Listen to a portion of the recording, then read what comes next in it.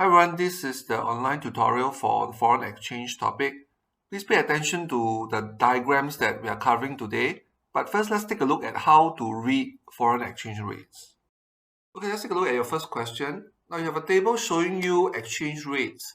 Now when you see something like this, the first thing you note is what are the currency pairs, okay, that you see in the question. And then to note which side is being kept as 1 unit. Now so you can see from the question, all these rates are per Sing dollar. So Sing dollar is kept as 1. Alright. So you see all these values are equivalent of 1 Sing dollar. Alright. Now when we look at exchange rate, we look at it from the perspective of how much more or how much less you can exchange for. Now if you take a look at the first one on the Australian dollar, in 2018, 1 Sing dollar can fetch 1.02 Australian dollar, right? In 2019, 1 Sing dollar can fetch 1.08 Australian dollar. Now, therefore, 1 Sing dollar can exchange for more Australian dollar, so you can get 6 cents more. All right. So for Australian dollar, okay, between Singapore dollar and Australian dollar, the Singapore dollar value has gone up because it can exchange for more Australian dollar. Okay. Now to the Australian in 2018, they needed 1.02 Australian dollar to buy 1 Sing dollar. But in 2019, they now need 1.08 Australian dollar to exchange for 1 Sing dollar. So to the Australian, they now have to use more of their currency, all right, to exchange for the same Sing dollar. So the value of Australian dollar has gone down. All right. Now remember, when we look at exchange rate, we are looking at how much we can exchange for. So when you look at numbers, don't just look at whether the number is greater or smaller to decide whether a currency value has gone up or down.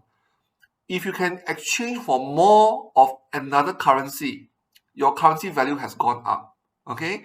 If you need more of your own currency to exchange for the same amount of other people's currency, then the value of your currency has gone down. Okay, so you must remember it's a form of exchange. All right, so don't just look at the number higher or greater. All right.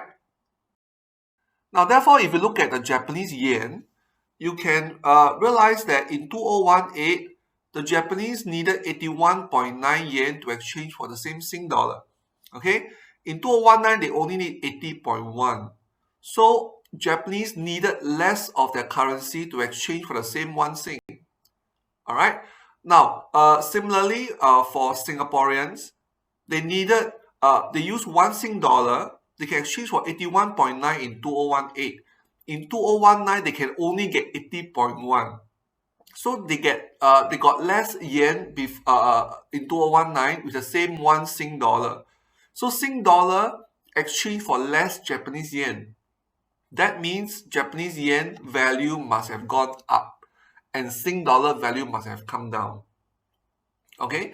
Now, so when you look at the question, you must decide which side are they asking you to analyze. So the question clearly says that they ask you to analyze foreign currency. Which foreign currency has gone higher or lower, all right, appreciate or depreciate against the Sing dollar. So we are now evaluating the foreign currency.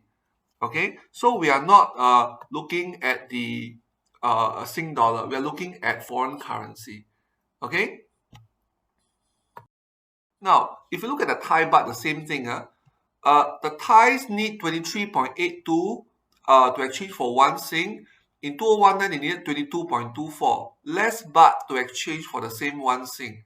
So Thai baht has gone up, okay, against the Sing. All right. Now, some things you must remember about foreign exchange rate is it's like a seesaw.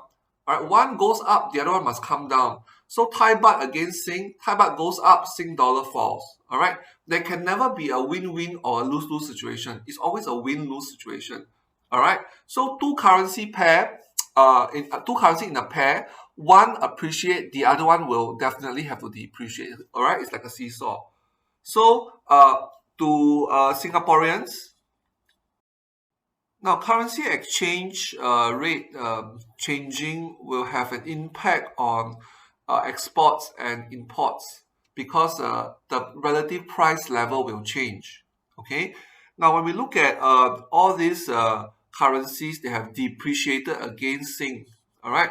Australian, they needed more of their Australian dollar to change for the one Sing, right? Hong Kong dollar needed more of Hong Kong dollar to change for the one Sing. All right.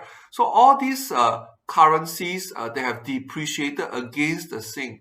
The people living there will find that buying Singapore exports is now more expensive. Imagine that we are selling them something that's priced $1, okay, $1. Australian, to pay in their own currency, they have to pay more to buy the same thing that costs one Sing dollar. All right. So given our law of demand and supply, when something become more expensive to them, they will not want to buy more. All right. They will in fact buy less. Okay. So the same thing when we look at Hong Kong people, they will actually buy less of Singapore exports, right? Because to them, they now have to pay 5.76 Sing dollar, sorry, 5.76 for the same one Sing dollar to pay us back.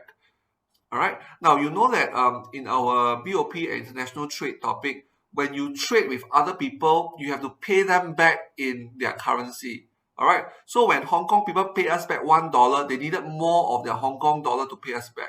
So to them, it's more expensive, even though we didn't change our price. All right. Similarly, for the Malaysians, they used to need 3.01 ringgit to pay us back one Sing. Now they need 3.05, so more expensive for them. All right. Now, on the other side, Japanese will find that Singapore exports is cheaper. Last time they needed 81.9 yen to buy the same one Sing dollar to pay us back. Now they needed only 80.1. So to them, it's like having a discount, although we didn't change our price. Okay, still the same one Sing dollar. The Thai is the same. All right, they needed less Thai baht to pay us back in one Sing dollar. All right, so in this case, for currencies that have appreciated against us, Japanese yen and Thai baht, all right, the people there will buy more of Singapore exports. All right, so exports to Japan and Thailand will increase. All right, because they find that our exports are cheaper in their own currency. All right, all the other currencies that have depreciated against us, all right, our exports to these countries will fall because those people will find that they could find more of their currency to pay us back. To them, it's more expensive. Okay, so foreign exchange has a clear bearing on imports and exports because when your currency falls, it makes foreign goods more expensive. When your currency rises, it makes foreign goods cheaper. All right, so it changes. It can change the quantity of exports imports when there's changes in the foreign exchange rate. Okay. Now, where do you go and get foreign currency, or in this case, go and get Sing dollar if you're a foreigner? Now, you can go to the bank, you can go to the money changer, you can trade yourself in the stock exchange. The collective term that we use is called foreign exchange market. All right. This foreign exchange market encompasses all the money changer banks or whatever. All right. It encompasses all the venues and the avenues that you change money. All right. So where do we get foreign currency? Foreign exchange market. All right. It's a collective term that covers all the different ways that you change money. All right. Now let's go to the diagram where we take a look at how foreign exchange rate is decided. All right, who decides one Sing dollar is worth how much? Now this was covered in the lecture, which I'll revise it. Now in this market for Sing dollar, all right, we must first be certain what currency are we talking about. All right, in the question it says that this market is for Sing dollar. Now when you are analyzing a particular currency, all right, the home side is therefore Singapore. All right. Now, home side always control the supply. Singaporeans always use Sing dollar. That's why they control the supply of Sing dollar into the foreign exchange market. Okay. Now, when will Singaporeans go and exchange money? Now, when Singaporeans exchange money, it means that they're selling Sing dollars and buying. In this case, the comparative currency is Australian. Okay. When will Singaporeans do that? When they sell Sing dollars to buy Australian. When they want to buy Australian exports, including going there for a holiday, or they want to invest in Australia. Invest in Australia, you need Australian dollar because in Australia they only use Australian dollar. Okay, so it's like a bit like your trading, huh? Okay, when you buy things from Australia, you need to pay them back in Australian dollar. All right, so Singaporeans will sell the Sing dollars in the foreign exchange market, change money, yeah, okay, and buy Australian dollar in order to buy Australian exports, going there for holiday inclusive, or invest in Australia. Okay, so the demand, so the supply curve is upward sloping. I mentioned this in lecture. Okay, lower rates, when the rate is low, Singapore dollar is cheap. Singaporeans not so interested to sell. All right, when the rate is high, Singaporeans are interested to sell the Sing dollar. All right. So as with any supply curve, all right, the supply of Sing dollar is upward sloping. Okay. Now the demand for any currency always come from foreign side. In this case, the comparative foreign side is Australia. Okay. So Australians, they create the demand for Sing dollar because they need to buy Sing exports or to invest in Singapore. All right, so typically the Australian will sell their own Australian dollar and buy Sing dollar. All right, now notice I underline all the Sing dollar activity. Locals, Singaporean will sell Sing dollar. Foreigner, Australian will buy Sing dollar. The analysis is on Sing dollar. Right, so when you do a question, you must be very careful what currency are you talking about. All right, so as with supply, the demand for the Sing dollar follow our law of demand. Expensive, Australian not interested. When it's cheap, Australian want to buy more. Therefore, it's a downward sloping curve. All right. So the equilibrium point will be our exchange rate of Sing dollar. All right. Now, Singaporeans want to sell Sing dollar because they want to buy Australian exports or invest in Australia. Australian wants to buy Sing dollar because they want to buy Sing exports or invest in Singapore. So these two motivations are the only reasons in this model why people want to buy or sell a currency. Okay. Now, of course, foreign exchange rate change all the time. When these two motivation changes in intensity, your exchange rate will change. All right, let's take a look at some of the events that can change this foreign exchange rate. Okay, now the first one says what happened when there's a recession in Australia. Now, when Australians are poorer, Australia is a foreign side to Sing dollar, right? They are not Singapore, right? So they are the foreign side. Foreign side control demand. So when Australia is in a recession, they have less income to buy our goods and services, Singapore goods and services. So the demand curve will shift to the left, right? Australians are poorer, they will buy less Singapore stuff, all right? So demand curve for Sing dollar will shift to the left, all right? Remember, when they buy our stuff, they have to find Sing dollar, demand for Sing dollar to pay us back. So the demand for Sing dollar will fall because Australians are poorer. They can't buy as much of exports.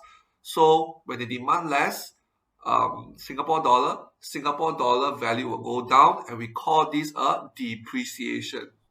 Okay, we call this a depreciation. Now, in the next example, you have interest rate changing. Now, interest rate is a form of return when you put money in the bank. All right, so it attracts people to invest in a country when the interest rate is higher. So money will flow to whichever side that the interest rate is higher. Now, in this example, it says that Singapore interest rate is now lower. All right, so Singapore interest rates are not attractive to investors. All right, including to our own Singaporeans. So that means that Australian interest rates are more attractive. So the local people, the Singaporeans, which control Sing dollar, will try to move their money to Australia so that they can earn higher interest rate there, since Singapore interest rate is now lower. All right. So to do that, they have to sell Sing dollar, sell more Sing dollar to get Australian. All right, to invest in Australia. So this action will cause more selling of the Sing dollar. So supply of Sing dollar shift to the right. Okay, so there's more selling of the Sing dollar because we want to exchange out of Sing dollar to more Australian. So exchange rate of Singapore dollar depreciates. All right, the value of Sing dollar will fall because more people are now selling. All right. When more people are selling, they want to bring their money out of Singapore to Australia. We call this for Singapore a capital outflow. It's flowing out from Singapore to Australia. All right. Now, alternatively, what will the Australian side react when Singapore interest rate is lower? To the Australians who control the demand curve for Sing dollar, they will think that Singapore interest rate is low and not attractive to invest. So they will demand less Sing dollar. That means demand curve shift to the left. All right. So Sing dollar depreciates. All right. So less Australians want to invest in Singapore. So there is lower capital inflow. Less money is coming in. Less Australians want to invest in Singapore. So you have less capital inflow. All right. So demand curve for Sing dollar shift to the left. So you see a depreciation here. Okay, this is an alternative answer. In the exam, you can just give either one. All right. Now, if you compare both answers, give you the same outcome. In this outcome, Singapore dollar depreciates. All right. Some students are more comfortable in looking at things from the foreign side, which means shifting the demand curve. When we are talking about interest rate changing, some students are more comfortable in talking about the local side, the home side, which shift the supply curve. Both answers are acceptable. So in the exam, you only need to give one diagram will do. All right. Now, the next example involves like a rumor that changes expectation. So this is one of the non-price determinant in your law of demand. If you remember some of your BE demand and supply topic. Okay. Now, there's a rumor that says that Sing dollar is going to depreciate soon. All right. Has it depreciated yet? No. But there's a rumor. Everyone believes or expect that the Sing dollar will fall soon. So one answer that's acceptable is Singaporeans who's holding on to the Sing dollar will start to quickly want to sell it away. All right, since they expect that the Sing dollar is going to fall, they will quite try to sell the Sing dollar away and pick up Australian. So in this first answer, supply curve shifts to the right and Sing dollar depreciates. All right. So when people sell more Sing dollar to pick up Australian, there is a capital outflow, right? All right, flowing out from Singapore to Australia. All right. Now the alternative answer is Australian side will demand for less Sing dollar because the rumor is that Sing dollar is going to fall. It has not fallen yet. It has not fallen yet. Okay. So Australia will wait. So for now, they will demand less. They will stay put. Okay, they will not want to demand for Sing dollar now. They are anticipating that Sing dollar will fall, so they will buy later. For now, they will hold put. Okay, so capital inflow falls, Sing dollar depreciates because Australians are buying less now. All right. Now we move on to the consequences of currency appreciating or depreciating and the role of the central bank. All right. Now, if your currency keeps going up, keeps appreciating, your exports will suffer because other countries' folks will find your products more expensive in their own currency. Remember our trade rule, you got to pay back the fella in their own home currency. Okay. Now, some of you may think that no, when you buy things in the supermarket, you pay in Sing dollar, but that's because the supermarket has paid for you in foreign currency to the seller overseas. All right, so you don't have to do it. All right. So when your currency becomes very expensive, all right, your exports will begin to suffer. All right. So what was bothering Switzerland during that time was when the Swiss franc rate was so high, there's a likely fall in Swiss exports. And you know in your ADAS that a rise in imports and a fall in exports will lead to a fall in AD. All right, because your currency is so high, your country people are very encouraged to buy imports, which is cheaper to them. Okay, but foreigners will tend to buy less of your exports because your currency is more expensive to them.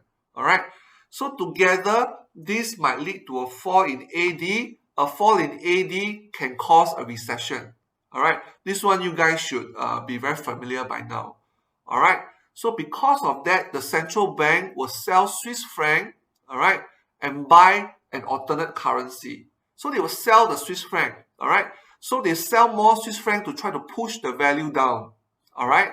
So the central bank can go into the foreign exchange market to sell their own currency to push down the value of their currency in order not to let their export suffer. All right.